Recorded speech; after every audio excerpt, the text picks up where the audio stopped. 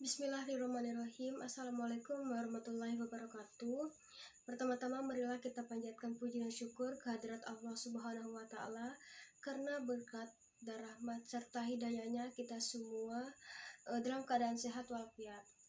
Serta salawat serta salam semoga senantiasa terlimpah curahkan kepada junjungan kita Nabi Muhammad Sallallahu Alaihi Wasallam.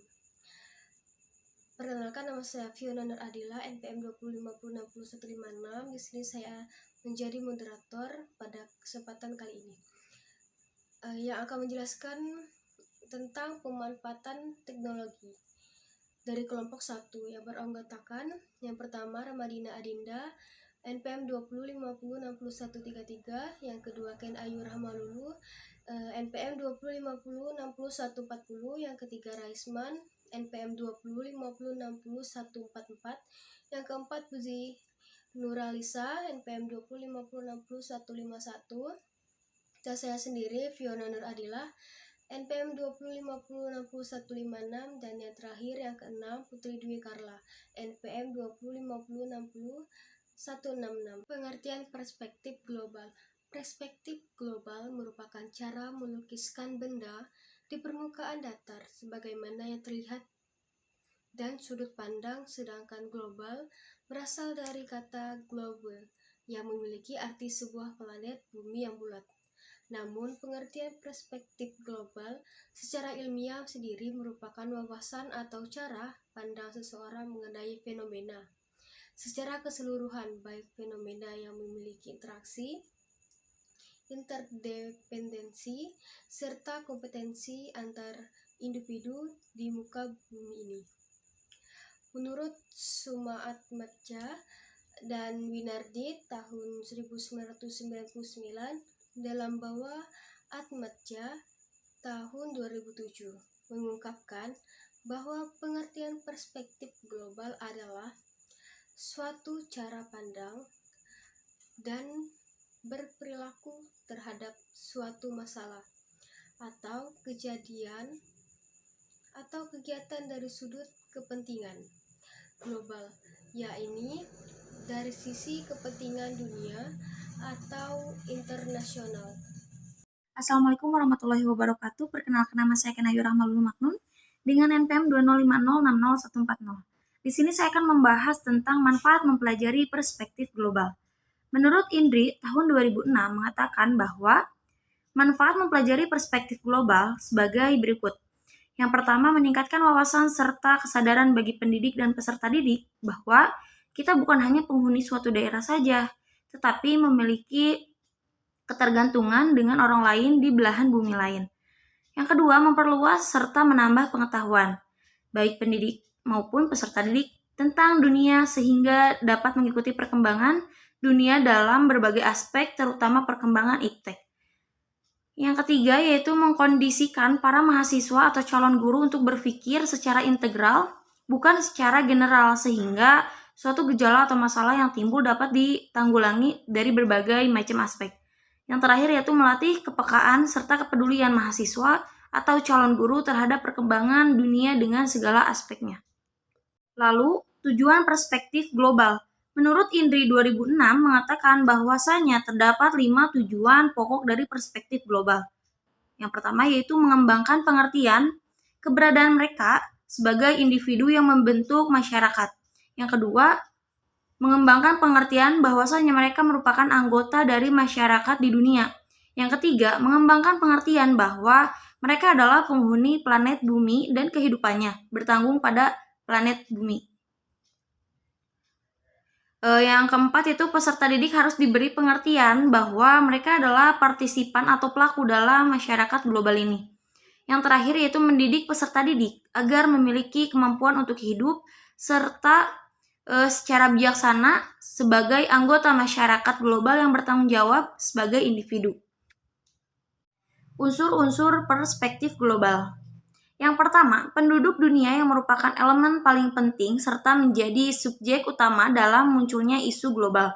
Yang kedua, yaitu lingkungan yang menjadi tempat di mana penduduk saling berinteraksi sehingga muncul permasalahan global. Yang ketiga, ilmu pengetahuan dan teknologi sebagai sarana utama dalam mendorong penduduk dunia untuk mengetahui berbagai isu global. Dan yang terakhir, pendidikan perspektif global untuk memberikan penjelasan lebih rinci mengenai cara pandang terhadap permasalahan global dalam era globalisasi. Bismillahirrahmanirrahim. Assalamualaikum warahmatullahi wabarakatuh. Perkenalkan, nama saya Ramadina Adinda Novianti dengan NPM 2050606133. Di sini saya akan melanjutkan pemaparan materi dari rekan saya. Materi selanjutnya ada pentingnya kesadaran dalam perspektif global. Menurut Kamus Filsafat yang ditulis oleh Loren Bagus tahun 1996, yang dimaksud dengan kesadaran ini adalah keinsyafan terhadap ego, diri, atau benda. Kesadaran merupakan kemampuan untuk melihat dirinya sendiri sebagaimana orang lain dapat melihatnya. Dengan kata lain, kesadaran adalah pengakuan diri. Kesadaran ini muncul dalam diri kita sebagai cetusan nurani. Perspektif global kesadaran di sini adalah pengakuan bahwa kita bukanlah semata-mata sebagai warga suatu negara, tetapi juga warga dunia yang memiliki atau mempunyai ketergantungan terhadap orang lain dan bangsa lain, serta terhadap alam, baik secara lokal, nasional, maupun global. Dengan kesadaran ini, muncul suatu pengakuan bahwa masalah global perlu dipelajari, dipahami, dan dimanfaatkan untuk kepentingan bersama sehingga dalam berpikir, berucap, dan bertindak menunjukkan dan mencerminkan adanya kepedulian, kepentingan, dan kemanfaatan. Kesadaran tentang perspektif global ini mencakup 4 pemahaman besar. Yang pertama, negara tidak lagi menjadi satu-satunya aktor baik dalam hubungan-hubungan politik dan ekonomi, tingkat lokal, nasional, dan internasional. Adanya muncul kombinasi kekuatan ekonomi dan teknologi informasi yang tidak dapat sepenuhnya dikontrol oleh negara. Sepakat bahwa konsekuensi mendasar dari globalisasi adalah keterbukaan, persaingan, dan efisiensi. Dan interaksi global memunculkan masalah-masalah transisional yang hanya dapat diatasi melalui kerjasama internasional. Adapun gelombang bidang kekuatan globalisasi yang menonjol menurut Emil Salim dalam Mimbar Pendidikan tahun 1989, yang pertama ada gelombang perkembangan ilmu pengetahuan dan teknologi, ada kekuatan ekonomi global, ada masalah lingkungan hidup, dan ada masalah politik. Selanjutnya, menurut Maka Giansar dalam Mimbar Pendidikan tahun 1989, agar dapat meningkatkan wawasan pengetahuan dalam perspektif global ini, maka pendidikanlah yang memiliki peranan penting. Karena melalui pendidikan, harus mampu mengembangkan 4 hal sebagai berikut. Yang pertama ada kemampuan mengantisipasi. Pendidikan ini berusaha menyiapkan anak didik untuk dapat mengantisipasi perkembangan ilmu pengetahuan dan teknologi yang begitu cepat sesuai dengan perkembangan zaman. Yang kedua ada mengerti dan mengatasi situasi. Mengembangkan pengetahuan dan sikap peserta didik untuk dapat menangani dan berhadapan dengan situasi baru. Rasa kepedulian terhadap suatu masalah serta keinginan untuk mengatasi masalah merupakan faktor yang harus dikembangkan pada diri anak, baik usia dini maupun usia lanjut. Materi selanjutnya akan dilanjutkan oleh rekan saya. Assalamualaikum warahmatullahi wabarakatuh. Perkenalkan, nama saya Putri Dwi Karla, MPM 2050606166. Di sini saya akan menjelaskan materi selanjutnya. 3. Mengakomodasi. Mengakomodasi perkembangan iptek yang pesat dan segala perubahan yang ditimbulkannya. Dalam mengatasi dan mengakomodasi, perlu dikembangkan sikap bahwa anak didik tidak larut oleh perubahan, tetapi ia harus mampu mengikuti dan mengendalikan perubahan agar tumbuh menjadi sesuatu yang positif dan bermanfaat bagi kehidupan. 4. Mereorientasi. Persepsi dan wawasan tentang dunia perlu diorientasikan kembali karena perkembangannya, iptek dan perubahan sosial yang cepat. Melalui pendidikan dapat memperluas persepsi anak, guru mendidik untuk dapat mengadarkan reorientasi sikap dan nilai, sehingga memperoleh wawasan yang semakin luas. Konsep-konsep inovasi yang dapat meningkatkan wawasan tentang masalah global dan globalisasi. Menurut HAR Tilar 1998, di dalam era globalisasi, kita berada di dalam suatu masyarakat yang kompetitif. Artinya, pribadi dan masyarakat berada pada kondisi untuk menghasilkan sesuatu yang terbaik dan berkualitas. 2. Masyarakat di dalam era globalisasi menuntut kualitas yang tinggi, baik di dalam jasa, barang maupun investasi modal, kualitas di atas kuantitas. 3. Era globalisasi merupakan era informasi dengan sarana-sarananya yang dikenal sebagai subregwai. Oleh sebab itu, pemanfaatan informasi subregwai merupakan suatu kebutuhan masyarakat modern dan dengan demikian perlu dikuasai anggota masyarakat. 4. Era globalisasi merupakan era komunikasi yang sangat cepat dan canggih. Oleh karena itu, penguasaan terhadap sarana komunitas seperti bahasa merupakan syarat mutlak. 5. Era globalisasi ditandai oleh maraknya kehidupan bisnis. Oleh karena itu, kemampuan bisnis manajer merupakan tuntunan masyarakat masa depan. Yang terakhir, era globalisasi merupakan era teknologi. Oleh karena itu, masyarakat harus melek digital. Assalamualaikum warahmatullahi wabarakatuh.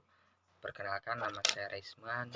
Saya akan melanjutkan slide selanjutnya dari materi yang sudah dipaparkan. Slide selanjutnya yaitu tentang manfaat teknologi dalam kehidupan sehari-hari. Yang pertama yaitu untuk mempermudah penerimaan informasi. Nah, manfaat yang bisa digunakan dari teknologi lainnya yaitu kemudahan untuk mendapatkan informasi. Seringkali kita mengerjakan tugas maupun mendapat materi yang susah untuk dipelajari. Siswa akan cenderung mencari lewat buku teks yang diberikan.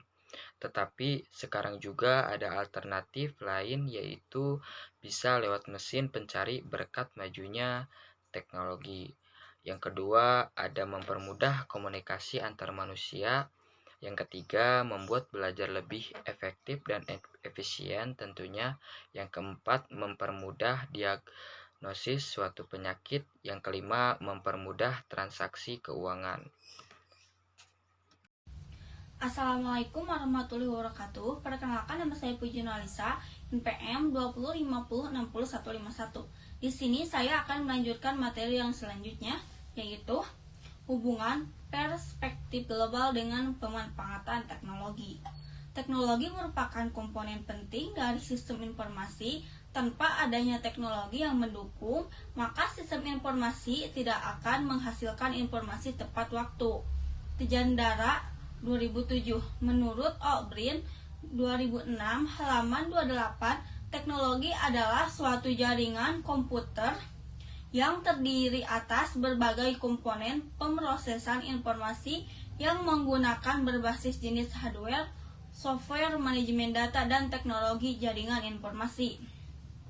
Sistem informasi merupakan serangkaian prosedur formal di mana suatu data dikumpulkan, diproses menjadi suatu informasi dan didistribusikan kepada para pengguna.